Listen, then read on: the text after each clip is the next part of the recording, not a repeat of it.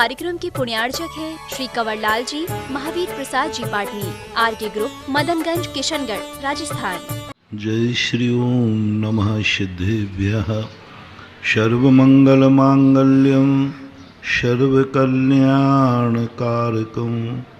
प्रधानं सर्वधर्माणां जैनं जयतु शासनं।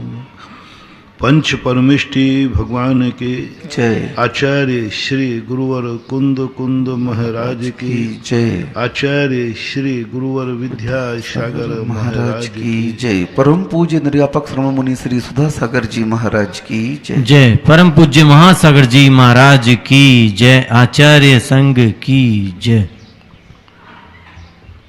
स्वावलंबन, स्वतंत्रता, अपने अस्तित्व को स्वीकार करना और अपने वैभव में खुश रहना, यही आत्मानंदी का लक्षण है। आत्मा के आनंद के स्वरूप के संबंध में जब सुनते हैं तो ऐसे ही लगता है जैसे कोई व्यक्ति कहे कि सारा नगर की हर संपत्ति तुम्हारे नाम है,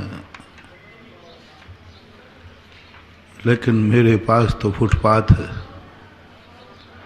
मालिक में इतना बड़ा हूं,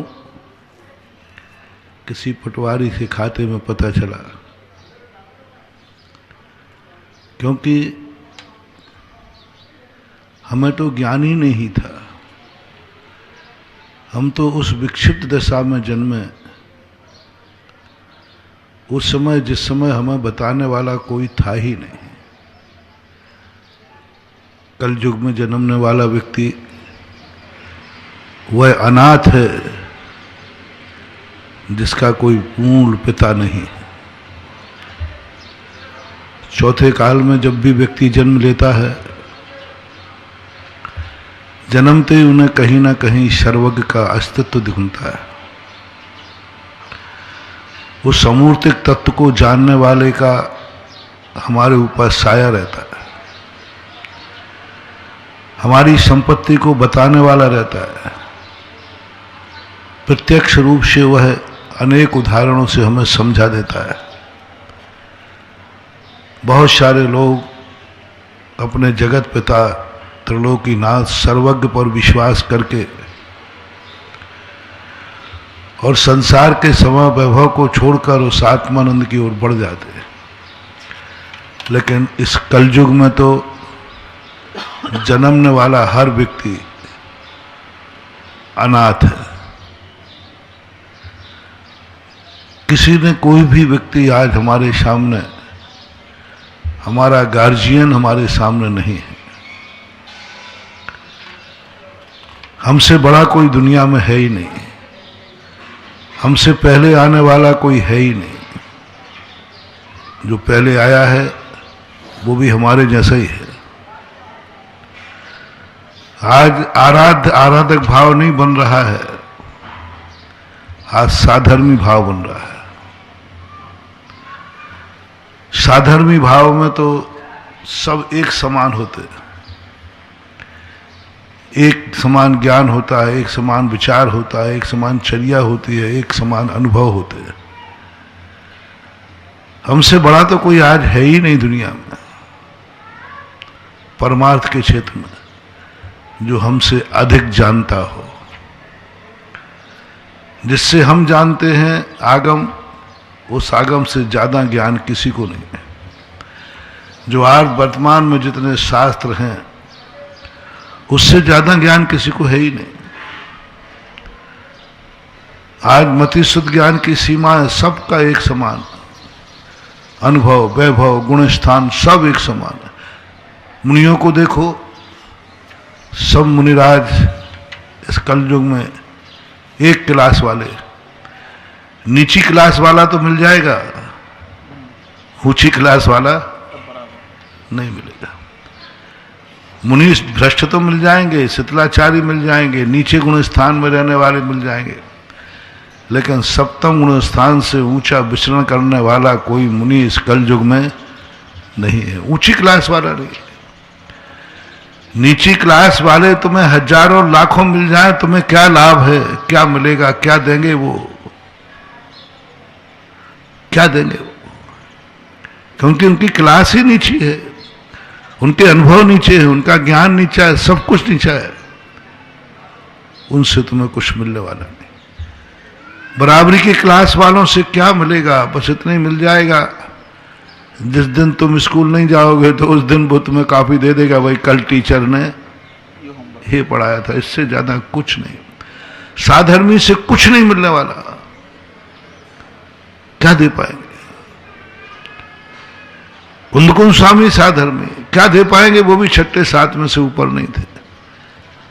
समंत भद्र महाराज, आज शांति सागर, ज्ञान सागर, आचार्य महाराज, पूज्यवर गुरुदेव, हम सब एक लोग, सब एक क्लास में हैं।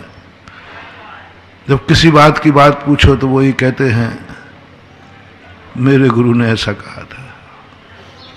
आगम में लिखा है, स्वयं तो दावा ठोकने वाला कोई है ही नहीं दुनिया में, कोई कुछ कहने वाला है ही नहीं दुनिया में। सब का पराय पे ढाल देते हैं। एक चोर ने चोरी की, बोले क्यों की? बोले उसने कहा था। उससे पूछा, बोले उसने कहा था, उसने कहा था, उसने कहा था, उसने कहा था। अनवस्था दोष आ रहा है, कोई स्वीकार मूल नहीं मिल रहा है कि कोई ऐसे ने कहा है जो कह रहा मैंने देखा है, मैंने देखा है, मैंने देखा है मोक्ष, मैंने देखी है आत्मा, मैंने देखा है आत्मा का स्वरूप।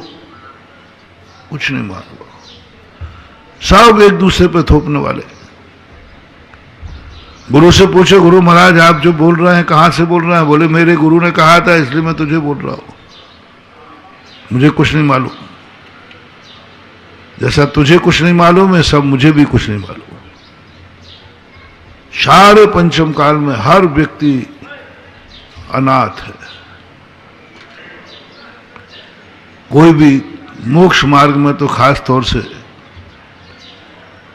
कोई भी व्यक्ति ये दावा नहीं ठोक रहा है कि यही रास्ता तुम जा रहे हो सही है, मैंने देख ली है मंजिल। पूछ पूछ करके बढ़ रहे हैं। जो बताने वाला है वो भी कह रहा मुझे किसी ने बताया था, मैं गया नहीं हूं। एक भी तत्व ऐसा 6 द्रव्य 7 तत्व 9 पदार्थ की घटनाएं आगम बस मैंने पढ़ा है। ऐसा तुमने देखा है कि नहीं? मैंने नहीं देखा। इसलिए कलयुग की बड़ी निंदा की गई कि कलयुग में कोई भी व्यक्ति गार्जियन नहीं है, कोई भी व्यक्ति हमसे बड़ा नहीं है, कोई भी व्यक्ति हमारा मित्र कोई आंगी क्लास वाला नहीं है। तुम गृहस्थों को तो बहुत मजे है, तुम गृहस्थों के पास तो तुम्हारी आगे क्लास वाला तुम्हारा गुरु है। तुम वृत्ति हो, तुम 5वीं क्लास में हो तो कम से कम 6ठी 7वीं क्लास वाले तुम्हारे हैं। पंचम काल में गृहस्थों का तो पुण्य यथावत है, गृहस्थों के पुण्य में कोई कमी नहीं है। गृहस्थों का जो गुण स्थान होता था वो पंचम काल में भी है। चौथे काल के गृहस्थ में और पंचम काल के गृहस्थ में कोई अंतर नहीं, किंचित मात्र भी नहीं। चौथे काल में भी गृहस्थ कौन से गुण स्थान तक जाता है? पंचम तक बस। अधिकतम कितना बन सकता है? गृहस्थ जो है 11 प्रतिमाएं, 12 व्रत। जो कुछ भी चौथे काल में होता था आज वही आपके पास है। और एक और आपको बड़ी उपलब्धि है गृहस्थ को, कम से कम आंगी क्लास वाले सीनियर आपके पास हैं, जिसे साधु संत कहते हैं। तो गृहस्थों की अपेक्षा ये पंचम काल नहीं है। गृहस्थों की अपेक्षा कोई काल का परिवर्तन नहीं हुआ। चौथे काल में भी यही परंपरा थी, आज भी यही परंपरा। चौथे काल में भी श्राप का संबंध, चर्या आहार, चर्या आदि सब वो जो थे वो आज भी षड आवश्यक चौथे काल में थे। आज में कोई श्रावक की अपेक्षा, मैंने पूरा चिंतन किया कि श्रावक को चौथे काल और 5वें काल में क्या अंतर है। पूरी आगम से चर्या उठा ली, कहीं कोई भेद नजर नहीं आया। चौथा गुण स्थानवर्ती अविरत सम्यक दृष्टि को उठाया, तो पंचम काल और चौथे काल में कोई अविरत सम्यक दृष्टि में अंतर नहीं है। वहां भी श्रद्धा है, यहां भी श्रद्धा है, वहां भी प्रतीति है, यहां भी प्रतीति है, कोई अंतर नहीं। वहां भी देशना अवधि है, गृहस्थ को हमेशा उपदेश देशना अवधि से मिलता है। अनुभव वही, चौथे काल का अनुभव, पंचम काल के अनुभव, चौथे गुण स्थान में कोई अंतर नहीं। बस एक छायक सम्यक दर्शन की बात जरूर कह लो कि वो छायक सम्यक दर्शन नहीं है, लेकिन सम्यक दर्शन तो है। और अविरत सम्यक दृष्टि को भी कम से कम एक सीनियर मिला, पंचम गुण स्थानवर्ती, उससे बड़ा सीनियर मिला छठे सातवें गुण स्थानवर्ती, आज भी पंचम काल में। बताओ तुम्हारा अभाव कहां है? तुम्हारा कौन सा कलयुग आया है गृहस्थों का? तीन तीन सीनियर आपके पास बैठे, पंचम गुण स्थानवर्ती, छठे गुण स्थानवर्ती, सप्तम गुण स्थानवर्ती, ये तीन तीन की छाया है आपको। तुम बर्बाद होगे, पहले तीन बर्बाद होंगे, तुम उनकी मानोगे, तुम्हें कोई दोष। अविरत सम्यक दृष्टि को कुछ गड़बड़ होने वाला है ही नहीं, वो तो सीधा सीनियर पे डाल देगा।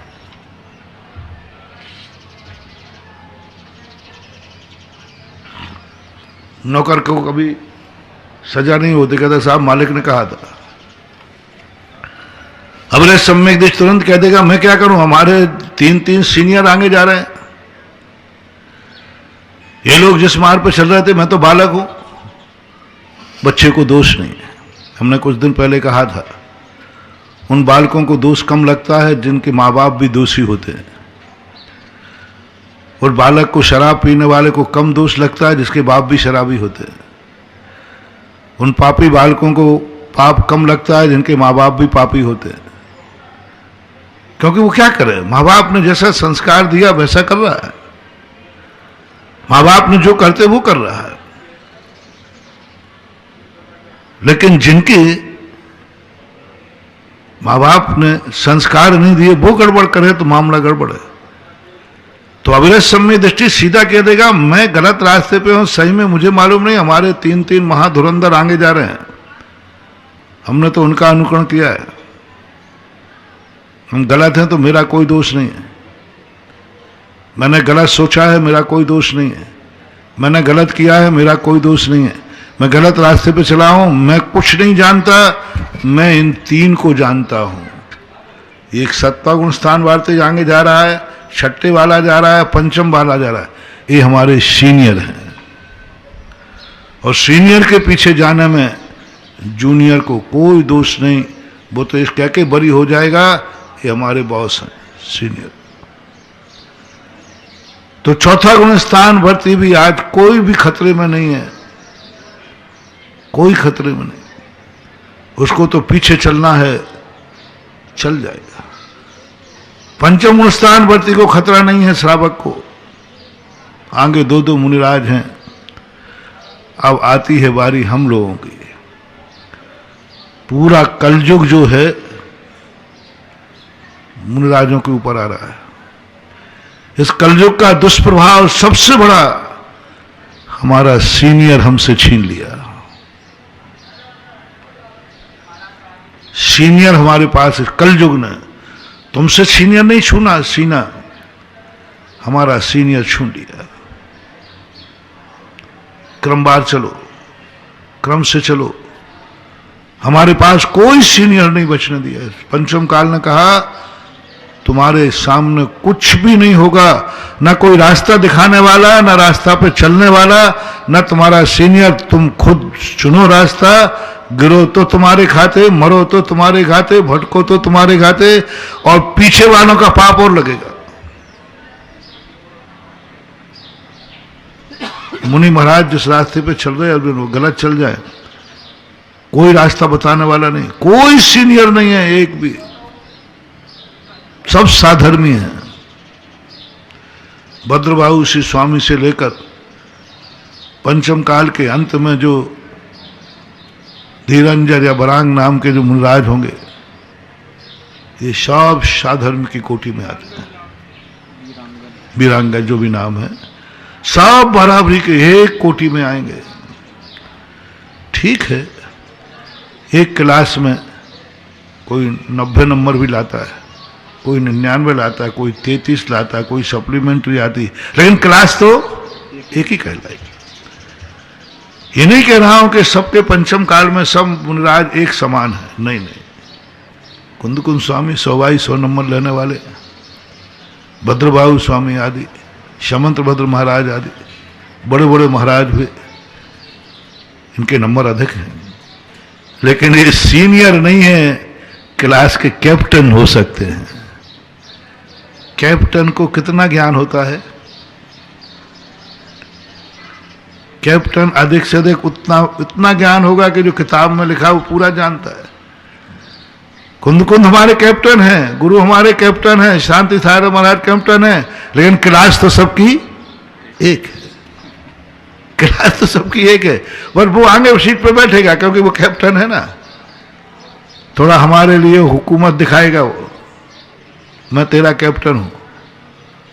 वो मेरी शिकायत कर सकता है, मेरा प्रोत्साहन कर सकता है, लेकिन कुछ भी आगे चल के नहीं दिखा सकता है कि आओ मेरे पीछे आओ, सब तुम चलो, तुम्हारा कोई दोष नहीं होगा। नहीं, पंचम काल जैसे ही शुरू हुआ, सारे मुनियों के सामने से सारे सीनियर हट गए और कहा चलो अब रास्ते पर। कहां जाऊं, कुछ दिख ही नहीं रहा है, आगे भी कोई नहीं दिख रहा है, निशान भी कुछ नहीं दिख रहा है, सब निशान मिटा दिए। बाहर से आने वालों को मना कर दिया गया, लॉकडाउन हो गया, नाकाबंदी। विदेश क्षेत्र से कोई आ जाए मुझे समझा दे, नहीं कोई नहीं आएगा, नाकाबंदी है। गजब तो जब हुआ, देवता यहां 24 घंटे पड़े रहते थे, ऐसे पड़े रहते जैसे आप लोगों के रिश्तेदार आते हैं ना, ऐसे स्वर्गों के देवताओं का आना जाना था, बिल्कुल ऐसे। आप लोगों की दोस्ती थी देवताओं की, आप लोगों के कार्यक्रम में आते थे देवता, आपके कार्यक्रम की व्यवस्था करते थे देवता। रावण के चक्रवर्ती का वैभव मैंने देखा, सारा कार्य देवता कर रहे हैं, सारे कार्य देवता कर रहे हैं। उनके घर के परिवार में शादी हुआ है तो व्यवस्था देवता कर रहे हैं, मकान बनाना है तो देवता बना रहे, रक्षा करना है तो चौकीदारी देवता कर रहे। ऐसे थे जैसे कि बिल्कुल घर जैसा हो, स्वर्ग और पृथ्वी में कोई अंतर ही नहीं था। आज उन देवताओं ने भी आना बंद कर दिया, कोई देवता नहीं आएगा। सहयोग देने तो आएगा नहीं, आएगा तो परेशान करने जरूर आ सकता है। भूत बन के आएगा, सहायता करने नहीं आएगा, धर्म की रक्षा करने नहीं आएगा, धर्मात्मा की रक्षा करने नहीं आएगा, उपसर करने आएगा, कोई नहीं। अब ऐसे पंचम काल की विषम अंधियारी रात, और कोई सहारा नहीं, कोई टार्च नहीं। अरे भाई, किसी की हमें अंधियारा मिला तो कोई बात नहीं, हमें प्रकाश नहीं है तो कोई बात नहीं, हमारी गाड़ी की लाइट खत्म हो गई तो कोई बात नहीं, आगे चलने वाले की पीछे की लाल लाइट तो दिख जाए। ठीक है, कई बार ऐसा होता है कि अपनी लाइट खत्म हो जाए तो आगे गाड़ी वाले की लाइट तुम्हें नहीं मिल रही, वो तो आगे लगी है। पीछे जो लाल लाइट लगी है ना, उसको देख करके भी हमें संबल हो जाता है कि आगे कोई गाड़ी जा रही है। लेकिन इस कलयुग में आगे जाने वाले की पीछे की लाइट भी हमें दिखने वाली नहीं, कुछ नहीं दिख रहा है, घोर अंधेरा, रास्ता लंबा, चलो आगे, बढ़ो आगे। और ये और कह दिया, यदि भटक गए तो तुम्हारे पीछे 3 और हैं। सप्तम स्थान वाले को कहा, छठा, 5वां और चौथा, ये तुम्हारा अनुकरण कर रहे हैं। यदि तुम भटके तो 3 का पाप तुम्हें लगेगा, 3 को भटकाने का पाप लगेगा, क्योंकि वो तो तुम्हारे भरोसे हैं। उन्होंने तो नैया भवन में डाल दे, तुम श्रावक को तो 2 मिनट में बरी हो जाओगे, मैं कुछ नहीं जानता, मेरे गुरु ने ऐसा कहा, मेरे आगे वाले मुनि महाराज ने ऐसा कहा, हमने कर लिया। हमें कौन बताए, मुनियों को कौन बताए? जो है वे सब साधर्मी है, बस रेफरेंस दे रहे हैं। कोई ये नहीं कह रहा मैं साक्षात जान रहा हूं, मैं साक्षात देख रहा हूं, आ जाओ, मैंने प्रत्यक्ष कर लिया है वह आत्मा का अनुभव, आ जाओ मैं दिखा रहा हूं, आओ मैं आत्मा का अनुभव दिखा रहा हूं। नहीं देखो, कोई दावा नहीं कर रहा। कुंदकुंद भगवान के ऊपर विश्वास करूं तो उन्होंने घोषणा कर दी, कोविद दक्षो साहु संपटि काले परोक्ष रूप मणम पच्छक्ष मेव दट्ठम परोक्ष नाणे पविठंतम।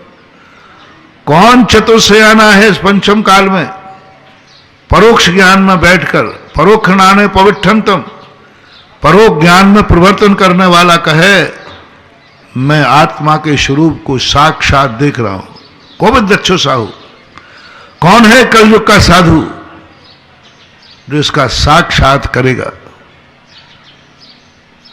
अर्थात कोई नहीं, कोई नहीं। उन्होंने अपने आप को भी उसी में डाल दिया, मुझे भी साक्षात्कार नहीं हुआ क्योंकि मैं भी छद्मस्त हूं, मैं भी परोक्ष ज्ञान में हूं। छद्मस्त व्यक्ति के पास मति और शुद्ध ज्ञान 2 मुख होते हैं, ये दोनों साक्षात्कार नहीं करते पदार्थ से, करते हैं तो रूपी से करते हैं। इंद्रियां रूपी को जानती है, वो आत्मा का वैभव, वो परमार्थ स्वरूप।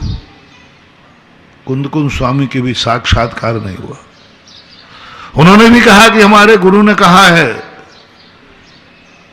मैं अनुभव से समय सार लिख रहा हूं, ऐसा नहीं कहा। शुद्ध केवली भणियम बंदित्व सव्य सिद्धे ध्रुव ममल मनोबम गदिम पत्ते वो छाम समय पाहुड़ मिणमो शुद्ध केवली भणियम। शुद्ध केवली भगवान ने कहा है, सो मैं कह रहा हूं, मेरे पास कुछ नहीं है। अरे स्पष्ट कहते कि मैंने साक्षात अनुभव किया है, मैंने उस आत्मा का साक्षात्कार किया, मैं अपने अनुभव को समय सार में रख रहा हूं, मैं अपने अनुभव को बता रहा हूं जो मैंने देखा है। नहीं, क्या बात करते महानुभाव, आज अपन किस बात को मैं साक्षात आत्मा का अनुभव करता हूं। कुंदकुंद स्वामी कहते मैं नहीं कर रहा हूं, जो कहा है शुद्ध केवली ने। शुद्ध केवली अपनी प्रवचन सार में प्रथम अधिकार में कहते हैं, द्वादशांग का ज्ञान रखने वाले शुद्ध केवली भी कहते हैं मुझे नहीं मालूम कि आत्मा का स्वरूप कैसा है, आत्मा का वैभव कैसा है, आत्मा का स्वभाव कैसा है, आत्मा कैसी है, आत्मा मर करके मोक्ष कहाँ जाती है, वो सिद्धालय में कितने भगवान हैं, गए हैं कि नहीं गए हैं। हाँ, सिद्धालय में कोई गया भी है कि नहीं गया, मेरे ज्ञान का विषय नहीं, शुद्ध केवली ने नकार दिया। अब किसके पास जाऊं? शुद्ध केवली ने भी नहीं देखा कि सिद्धालय में सिद्ध भगवान होते भी हैं कि नहीं होते, क्योंकि वो अरूपी है, प्रत्यक्ष ज्ञान का विषय नहीं है। उन्होंने भी नहीं देखा कि रत्नत्रय रूप जो मोक्ष का मार्ग है, ये मंजिल मोक्ष है। मोक्ष तत्व जो है, मोक्ष तत्व किसी की पकड़ में नहीं आया, छद्मस्त होगी, कोई साक्षात्कार नहीं कर पाए। शुद्ध केवली से पूछा तो उन्होंने कहा मुझे तो पता नहीं है, गणधर परमेष्ठी ने कहा है। गणधर परमेष्ठी से पूछा भगवान आपने देखा क्या गुरुदेव? बोले भैया मैंने भी नहीं देखा, अरहंत भगवान ने कहा है। अरहंत से पूछा तो उन्होंने जरूर कहा हाँ मैंने साक्षात देखा है, मैंने अपने ज्ञान से देखा है, मैंने सिद्ध भगवान की गणना भी कर ली है। अभव्यों के अनंत गुण है और सिद्धों के अनंत में भाग प्रमाण, यानी उनका कितने सारे जीवों की गणना कर ली उन्होंने। बोले मैंने तो गणना कर ली, साक्षात सिद्ध भगवान दिखे मुझे। इतने 3.5 हाथ के थे, इतने 500 के थे, एक एक सिद्ध भगवान को हमने जरूर देखा। मैंने जरूर देखा है आत्मा का वह वैभव, वह अरूपी तत्व मैंने साक्षात देखा है। तो गणधर परमेष्ठी का तो हो गया बेड़ा पार, उनका तो जो कुछ भी था भगवान ने जुम्मा ले लिया, भगवान ने जुम्मा ले लिया। मैंने देखा है गणधर परमेष्ठी, बोल दे सबसे, भगवान का नाम लेकर के भगवान ने जो देखा सो मैंने देखा, मेरे भगवान ने खुद कहा है कि मैंने देखा है। हमारे पास तो अब आजकल कोई है ही नहीं। कलयुग में शास्त्र हैं, शास्त्रों में घोटाला हो गया हो तो क्या पता, बहुत घोटाले हो गए, मतांतर हो गए। द्रव्य छेद काल भाव को लोगों ने अपनी अपनी परंपराओं को आगम में ढोला, आगम के अनुसार अपनी परंपराएं नहीं बदली, अपनी परंपराओं को आगम में थोप दिया। कलयुग का सबसे बड़ा अभिशाप है, आगम के अनुसार लोग अपनी परंपरा तोड़ने को तैयार नहीं है, अपनी परंपरा को आगम का पायजामा पहनाने को तैयार है। चौथे काल में ऐसा नहीं होता। चौथे काल में परंपरा की मुख्यता नहीं थी, सत्य की मुख्यता थी। यदि सत्य है तो हमारी 100 पीढ़ी की परंपरा भी हम खंडित करते हैं। सत्य है तो हमें कोई परंपरा से मतलब नहीं, परंपरा प्रमाण नहीं होती, सत्य प्रमाण होता है। हमें सत्य सिद्ध कर दो, मैं आज ही छोड़ दूंगा। लेकिन कलयुग में ऐसा नहीं महानुभाव। मैं तो सब तरफ देख रहा हूं, सारी दुनिया में देख रहा हूं कि हर व्यक्ति जो उसकी परंपरा है, जो वो जानता है, उसको सत्य का टोपी लगाना चाहता है, आगम की टोपी लगाना चाहता है। कोई सुधारने को तैयार नहीं, बल्कि आगम ही ऐसा है, आगम से जोड़ना चाहता। 2000 वर्ष पहले कुछ लोगों ने वस्त्र पहन लिए, अपना लिया ढूंढान मत, और आगम से जोड़ दिया। अनादिकाल से यही परंपरा है। भद्रभाऊ स्वामी के शिष्य विशाखाचार्य चंद्रगुप्त जब आए, उन्होंने कहा भाई तुम लोगों ने ये क्या किया? बोले आप भूल गए, हमें एक नया पुराण मिला है, पुराना, उसमें अनादिकाल से यही भेद चल रहा है। अपनी परंपरा को आगम पे थोप दिया, आगम के अनुसार अपने वो करा दिए, कोई सुधरने को तैयार नहीं। ऐसी स्थिति में महानुभाव अपन कहां जाए? कौन बताएगा मुझे वैभव कि मेरा वैभव ये है? और बता भी दे, क्योंकि जन्म से ही मिथ्या दृष्टि जन्मता है। जन्म से ही मिथ्या दृष्टि के साथ जन्मा, मिथ्या दर्शन लेके आया, अनंत अनुबंधी कसाय लेके आया। और मिथ्या दृष्टि का अर्थ है अनाथ।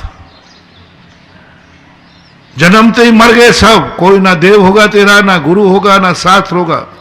मिथ्या दृष्टि का सच्चा देव शास्त्र गुरु होते ही नहीं, उसका गार्जियन नहीं होता, उसके तो खोटे, गुंडे, लोभी, लालची, तुम्हारी संपत्ति को हड़पने वाले तुम्हें पाल तो लेंगे। कई लोगों को पता चल जाए, गुंडों को, कि इसके नाम पे बहुत संपत्ति है, लेकिन जब तक बालक नहीं होगा तब तक इसका ट्रांसफर नहीं हो सकता, तो उस बच्चे का पालन भी करते हैं। बालक बनाने के बाद उसकी संपत्ति छीन कर भगा देते हैं।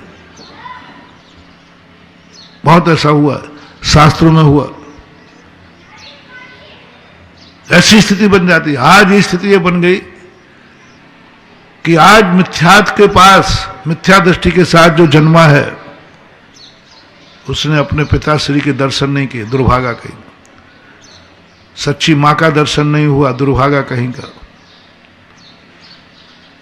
मां मर गई तब उसका जन्म हुआ,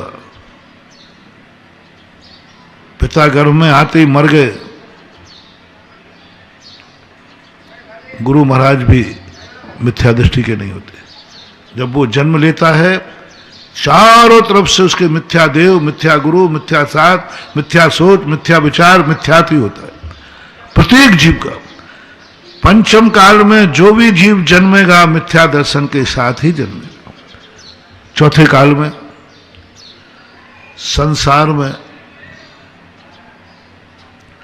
देवगति में लोग सम्यक दर्शन के साथ जन्मते हैं, नरक गति में भी कुचित कदाचित पद्याय सम्यक दृष्टि जन्म जाता है, त्रियंशों में भी भोग भूमि में जन्म जाए, मनुष्यों में भोग में, लेकिन इस कर्म भूमि कलयुग में कोई भी सम्यक दर्शन के साथ जन्म नहीं लेगा। जो जन्म के साथ सम्यक दर्शन लेके आता है, पूर्व से अपनी बल्दियत लेके आता है, गर्भ में भी रहता है, भगवान की छाया है, भगवान की श्रद्धा है, भगवान की शरण।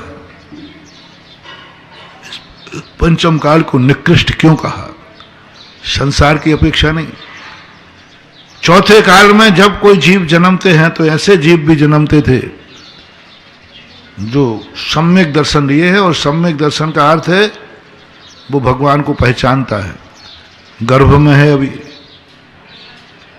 गर्भ में रह करके भी भगवान को पहचानता है, और गर्भ में भी है, भगवान की छाया उसके ऊपर है, उसका देवता उसके सामने है, उसका देवता उसकी दुनिया में है, उसके देवता की दृष्टि है उस पर, क्योंकि वो सम्यक दर्शन लेके। जिनवाणी मां उसके गर्भ में है, 6 द्रव्य 7 तत्व 9 पदार्थ की प्रतीति है, निसंकित है, निकांक्षित है, निर्विचिकित्सा है, उपगूहन है, सारे अंग भरे पड़े हैं गर्भ में बालक के पास। गर्भ अवस्था में बालक है और निसंकित अंग का मालिक है। उस गर्भ अवस्था में भी कोई उसे भटका नहीं सकता। गर्भ अवस्था में भी वह अडिग है। यहां तो बूढ़ा होने के बाद भी भटका दे। यहां कितने लोग हैं जिनको सम्यक दर्शन का उपदेश दिया जाता है, फिर भी मिथ्या दर्शन है। कितने लोग हैं जो सच्चे देव को जानने के बाद मिथ्या देवों के पास, खोटे गुरुओं के पास जाते। बड़े होने के बाद बूढ़े 80 साल के हो गए। जैनियों में अभी ना जाने कितने बुढ़े, कितनी बुढ़ियाएं गृहीत मिथ्या दृष्टि हैं, अगृहीत नहीं, गृहीत मिथ्या दृष्टि हैं। अभी भी उनके कुदेव को गुरु कुसात नहीं छूट रहे हैं। 80 साल के मरने को हैं, फिर भी उनको खोटे देव का ज्ञान नहीं है। खोटे देव के चक्कर में पड़े हैं, मनोती में पड़े हैं, दुनिया भर की मान्यताओं में पड़े हैं। कुगुरुओं को मान रहे हैं, कुशास्त्रों को मान रहे हैं, कुमंत्रों को पढ़ रहे हैं। 80 साल के। उधर देखो गर्भ में बालक है, कोई उसे खोटे देव की तरफ नहीं ले जा सकता। गर्भ में व्यक्ति की बुद्धि कितनी छोटी होती है, उस समय तो व्यक्ति भटका सकता है? नहीं, कोई नहीं भटका। वो कहता है मेरा देव एक है, मेरा गुरु एक है, मेरा शास्त्र एक है, और मेरा गुरुदेव वही है जो गर्भ में श्रद्धा देखो उसकी 18 दोषों से रहित मेरा देव है। जन्मा अबोध बन के नहीं, सम्यक दर्शन लेके जन्मा। क्या दिन थे, कैसा समय, गर्भ में और जन्म के समय सम्यक दर्शन। जिस सम्यक दर्शन को पंचम काल में पूरी जिंदगी निकाल दे, मर जाता है तो सम्यक दर्शन प्राप्त नहीं कर पाता। लेकिन एक समय वो था जो सम्यक दर्शन की बसियत लेके आता है। यहां तो हमें मिलेगी तो मिल जाएगी तो ठीक है, वहां तो लेके आता है, पूर्व भाव से लेके आ रहा है सम्यक दर्शन, सम्यक ज्ञान। उसे यहां से कुछ भी जाने की जरूरत नहीं, वो खुद सम्यक ज्ञानी है। आज तो इस कलयुग में सब मिथ्या दर्शन, मिथ्यात के साथ जन्म ले रहे हैं। अब बोलो, अनाथ नहीं तो क्या हो, भटकोगे नहीं तो क्या हो। मिथ्या दर्शन सब व्यक्ति का। हमें खोजना है गुरु कौन है, हमें बताएंगे कोई के देव ये होते हैं, बताएंगे। हम तो भूल गए, हमें तो पता ही नहीं है कि देव होता भी है कि नहीं होता। और चौथे काल का कहता है नहीं, मैं अपने देव को लेके आऊंगा, मैं अपने गुरु को लेके आऊंगा, मैं अपने साथ को लेके आऊंगा। मेरे साथ जहां मैं होऊंगा वहां मेरा धर्म होगा, मेरा देव होगा, मेरा शास्त्र होगा, मेरा गुरु होगा। यहां तो आकर के कुछ पता ही नहीं कि देव क्या चीज होती है, गुरु क्या होती है। 9 महीने मिथ्यात्व के साथ, 8 वर्ष तक मिथ्या दर्शन के साथ जीना है। 8 वर्षों में हमें अनाथ होके जीना है। सब हड़प ली हमारी संपत्ति, कब्जा कर लिया, सारी संपत्ति हड़प के कब्जा कर लिया दूसरों ने, गुंडों ने। अब वह व्यक्ति अविरत सम्यक दृष्टि की दशा, 8 वर्ष अंतर मुहूर्त के बाद किसी पटवारी ने बताया, पटवारी कौन है? गुरु। और नक्शा कौन है? जिनवाणी। पटवारी ने कहा, क्यों भैया तू भीख क्यों मांग रहा है? बोले, क्या करूं साहब, मेरे पास तो कुछ है ही नहीं।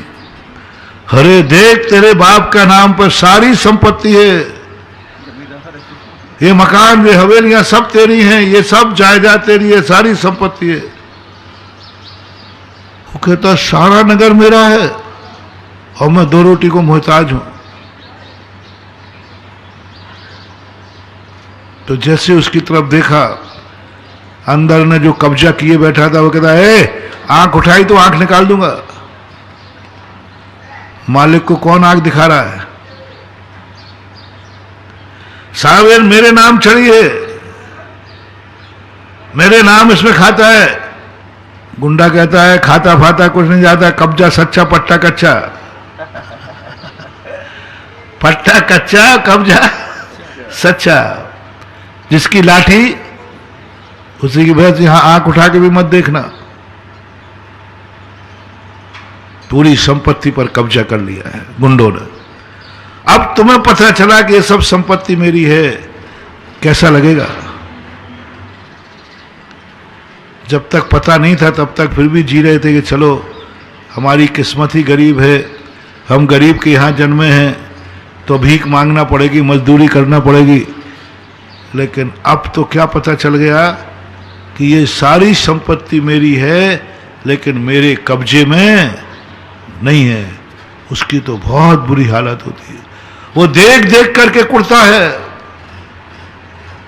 वो रजिस्ट्रियां पढ़ पढ़ के देखता है, ये मेरी जमीन, मेरी जमीन, और मुझे 2 गज की जमीन भी मेरे पास नहीं है। वो बस वो बही खाता लेके घूमता है, वो पट्टे लेके घूमता है, कुछ नहीं मिलता। पंचम काल की जीव की दशा ऐसे ही हो रही है। जब कुंद कुंद स्वामी ने वैभव बताया, कुंद कुंद स्वामी जैसे पटवारी ने वैभव बताया, आगम से जान करके, जिनवाणी से जान करके, उनको बड़ी दया आई। हाँ, आती है कई बार दया। साधुओं को ज्यादा दया आती किसी को दुखी देखकर, परेशान देखकर। वे निमित्त ज्ञान लगाते। प्रथमान योग में आया, जब जब किसी व्यक्ति को दुखी देखा तो उन्होंने तुरंत अवध ज्ञान या निमित्त ज्ञान लगाया, ये दुखी क्यों है, क्या कारण है, किस कारण से परेशान है।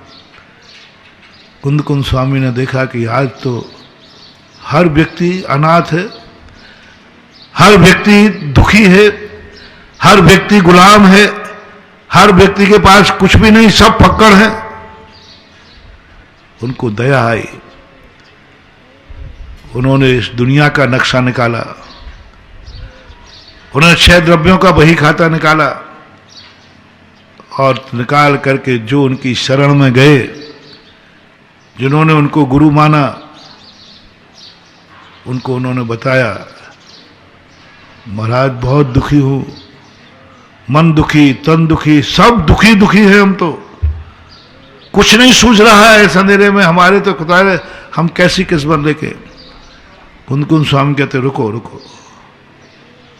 उन्होंने देखा बही खाता और कहा, क्या बात कर रहा है तू, तेरे आत्मा का वैभव, तू तो सारे संसार का मालिक है, भोक्ता है, तेरे पास इतनी शक्ति है कि संसार के सारे अजीब तत्वों की शक्ति एक पासंग पर रख दी जाए। पूज्य वीर सेन स्वामी महाराज जय धवला में एक पार्श्व पर रखी जाए और अपने आत्मा के एक ज्ञान गुण की शक्ति एक पार्श्व पर रखी जाए तो एक गुण की शक्ति, एक गुण का मूल्य उन संसार के समस्त अजीब द्रव्यों से अनंत गुना ज्यादा है। अकेले ज्ञान गुण की शक्ति और पूरे पुद्गल राशि, आकाश काल सबको मिला लीजिए, उसके बावजूद भी जीव की ज्ञान शक्ति उससे बड़ा। और ज्ञान शक्ति से अनंत गुणी दर्शन गुण की शक्ति है। ज्ञान गुण से ज्यादा शक्ति रखने वाला दर्शन गुण है, उससे अनंत गुणी है। जब दो गुण ही हमारे अनंत गुण हैं तो हमारे पास तो अभी और गुण हैं।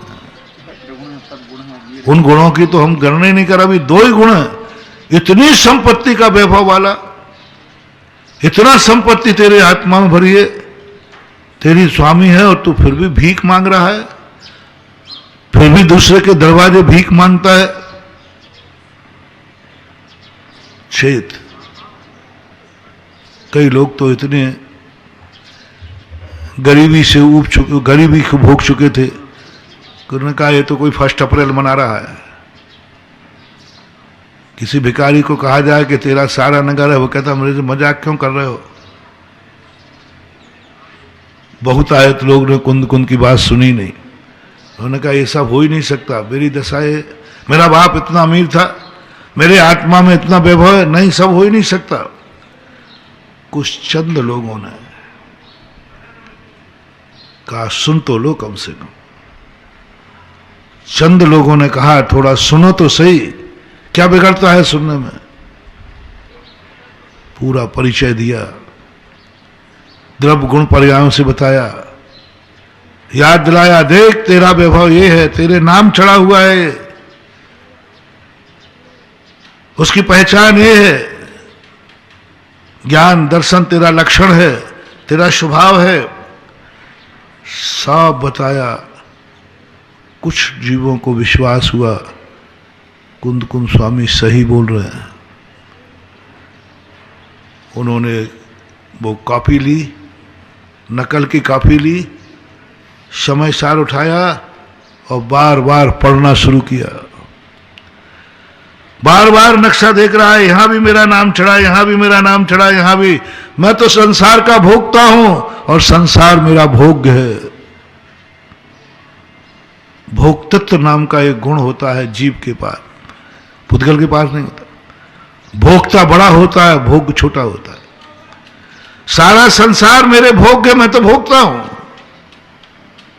और ये क्या हो रहा है? भोगान भुक्ता वयमेव भुक्ता। मैं संसार के लिए भोगने को आया था और संसार ही मुझे भोग रहा है। भोगान भुक्ता वयमेव भुक्ता तयो न जीर्णा मयमेव जीर्णा। ये भोग तो जीर्ण हो नहीं रहे, मैं ही जीर्ण हो गया। शराबी शराब को नहीं पीता है, शराब शराबी को पी जाती है। लेकिन सोच क्या रहा है? मैं शराब पी रहा हूं। शराब नहीं पी रहा है वो, शराब उसे पी रही है। बीड़ी सिगरेट पीने वाले क्या जानते हैं कि मैं बीड़ी को जला रहा हूं। अरे मूर्ख, उसको तू नहीं जला रहा है, वो तुझे जलाकर नष्ट कर रही है, नष्ट कर रही है। तयो न जीर्णा, तुम ही जीर्णा हो गए। इनका अंत नहीं आया, मेरे ही अंत आ गया। भोगों का अंत नहीं आया, ये तो हरे भरे है, मैं ही मर रहा हूं। अब बोलो महानुभाव, भोक्ता को भोग खा जाए। रोटी को तुम्हें खाना था जिंदा रह के, और तुम रोटी खा के मर गए, रोटी ने तुम्हें खा लिया। होता है ऐसा। रोटी किस लिए खाते हैं यहाँ पर लोग? लेकिन कभी कभी ऐसी बीमारी आए कि रोटी खाई और मरे। अब सारा संसार कहता था रोटी जीवन दायिनी है, उसने कहा चलो मैं खा लूं, तो डॉक्टर ने कहा क्या हुआ, तूने रोटी तो नहीं खा ली? बोले साहब सारी दुनिया कहती अन्न तो प्राण है, तो मैंने तो जीने के लिए खाई। बोले मूर्ख, यही रोटी तेरे प्राण ले लेगी। जीवन दान देने वाली मेरे प्राण ले रही है। होता है कई बार ऐसा, कहीं को रोटी भी नहीं पचती, टाइफाइड हो जाए तो बताते कि रोटी खा ले तो मर जाए व्यक्ति। हमारी दशा ऐसी हो गई। हम इतने बड़े वैभव, बड़ा आया बार बार। आज समय सार, जब भी समय सार खोलता हूं, पढ़ता हूं और पूरा पता चल गया मैं कितना बड़ा मालिक हूं, कितना बड़ा शक्तिमान हूं, मेरा वैभव कितना है। लेकिन जब भोगने जाता हूं तो गुंडों ने कब्जा कर रखा है, हर चीज पे कब्जा। 1 इंच भी जगह नहीं बची मुझे, मिली है तो वो सड़क मिली है, फुटपाथ मिला है सरकारी, वो भी सरकारी है, वो भी कर्मों की कृपा है।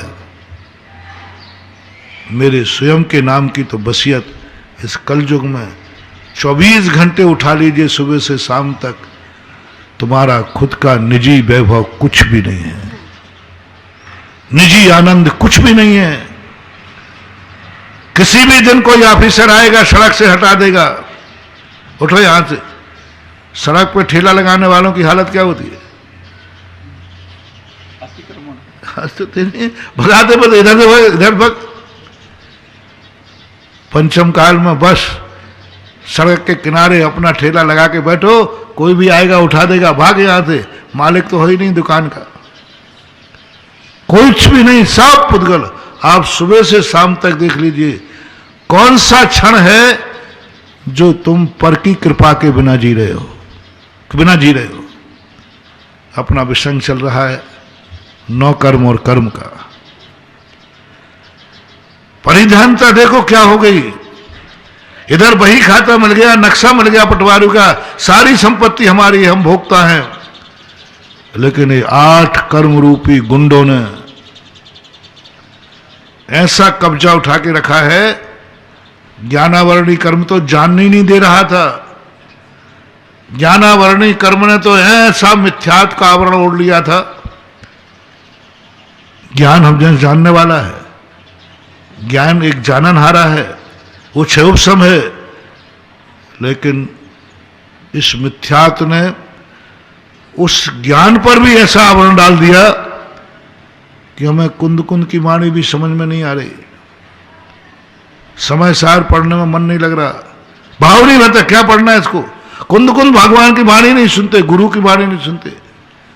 मिथ्यात्व कर्म जब डसता है तो सदगुरु की वाणी नहीं सुहाती, उल्टी सुहाते। अच्छी शिक्षा से नहीं सुहाती, उल्टी शिक्षा सुहाती। इस मिथ्यात्व ने ज्ञान को भी अज्ञान बना दिया।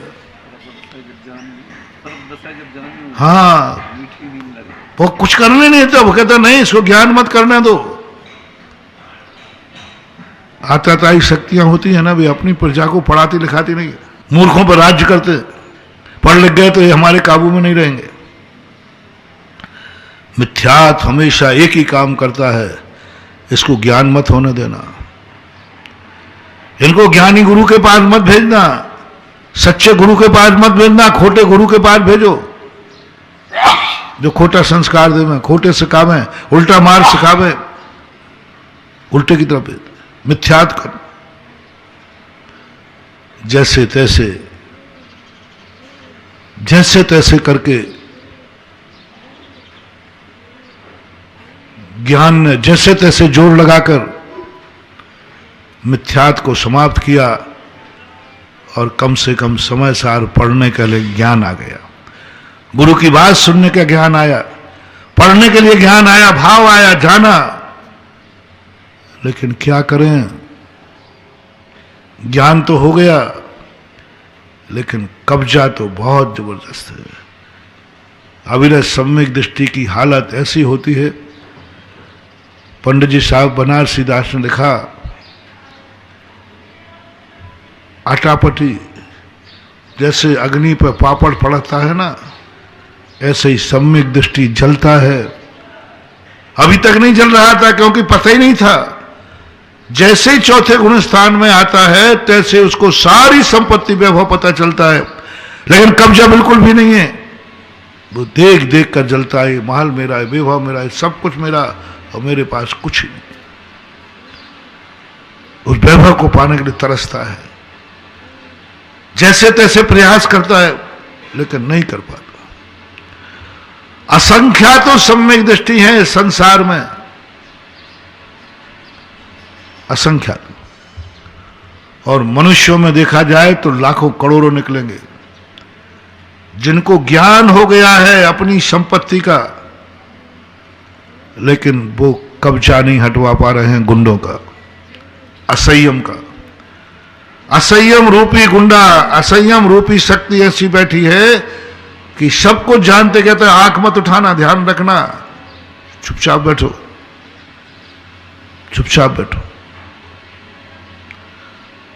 उन हजारों करोड़ों अरबों में, असंख्यातों जीवों में कुछ लोग करते हैं जैसे तैसे सेटलमेंट करके।